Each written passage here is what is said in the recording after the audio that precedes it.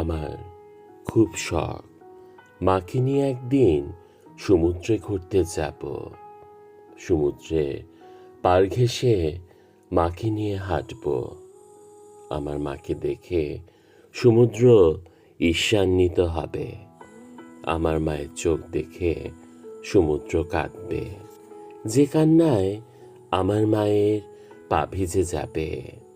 তার চেয়েও বড় এক সমুদ্র সে আমার মায়ের চোখে দেখতে পেয়ে নিজেকে নিয়ে ব্যর্থতার শোক পালন করবে, যে শোকে তার প্রতিটা ঢেউ এসে আছড়ে পড়বে তীরে।